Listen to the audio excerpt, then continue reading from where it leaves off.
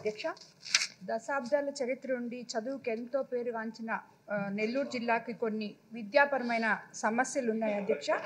వాటిలో కొన్ని సభాముఖంగా విద్యా విధానంలో ఎన్నో సంస్కరణలు తీసుకొస్తున్న విద్యాశాఖ మంత్రి లోకేష్ బాబు గారి దృష్టికి తీసుకురావాలని అనుకుంటున్నాం అధ్యక్ష.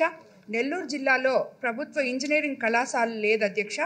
మా జిల్లా కేంద్రంగా విక్రమసింహపురి యూనివర్సిటీ ఉన్నప్పటికీ ఇంజనీరింగ్ ఫార్మా కళాశాలల ఏర్పాటుకు చాలా కాలం క్రితమే మాకు అనుమతులు వచ్చాయి అధ్యక్ష. అనుమతులు అయితే ఇచ్చారు కానీ వాటి ఏర్పాటు గత ప్రభుత్వం పూర్తిగా విస్మరించింది అధ్యక్ష.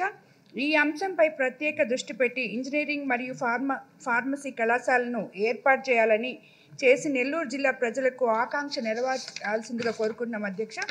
అదేవిధంగా గత ప్రభుత్వంలో అసమర్థ విద్యా విధానాల వల్ల విద్యారంగంలో కొన్ని సవాళ్లుగా మారాయి అధ్యక్ష. ఉదాహరణకు జీవో నంబర్ 42 వల్ల రాష్ట్రంలో ఎన్నో ఎయిడెడ్ కళాశాలలు మూతపడ్డాయి అధ్యక్ష. ఇదే క్రమంలో నెల్లూరు జిల్లాలో కూడా దశాబ్దాల చరిత్ర కలిగిన డిగ్రీ కళాశాలలు సైతం మూతపడ్డాయి అధ్యక్ష. ప్రస్తుతం జిల్లా కేంద్రంగా కేవలం బాలికలకు మాత్రమే డిగ్రీ కళాశాల ఉంది అధ్యక్ష. ప్రభుత్వ కళాశాలలో డిగ్రీ చేసుకోవాలనుకునే పేద బాలురులు ఎంతోమంది ఆ ప్రాంతంలో ఉన్న కళాశాలకి, దూర ప్రాంతంలో ఉన్న కళాశాలకి వెళ్లాల్సి వస్తుంది అధ్యక్ష.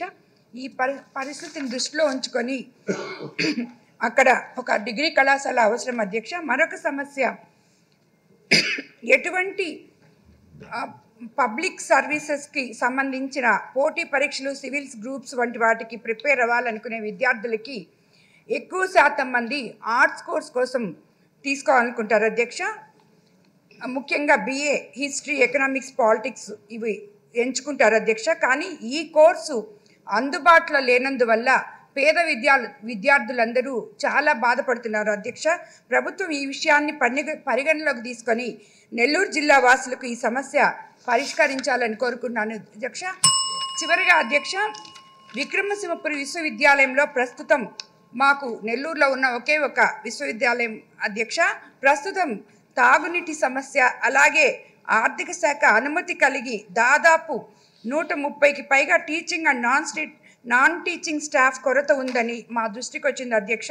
ప్రస్తుతం 2000 మందికి పైగా ఉన్నటువంటి ఈ విశ్వవిద్యాలయంలో ఒక హెల్త్ సెంటర్ కూడా అవసరం అని చెప్పి కోరడం జరిగింది అధ్యక్ష. ప్రభుత్వం వీటిని పరిగణలోకి తీసుకొని త్వరగా ఈ సమస్యలను పరిష్కరించవలసిందిగా మంత్రి గారిని అభ్యర్థిస్తున్నాను అధ్యక్ష. ధన్యవాదాలు అధ్యక్ష.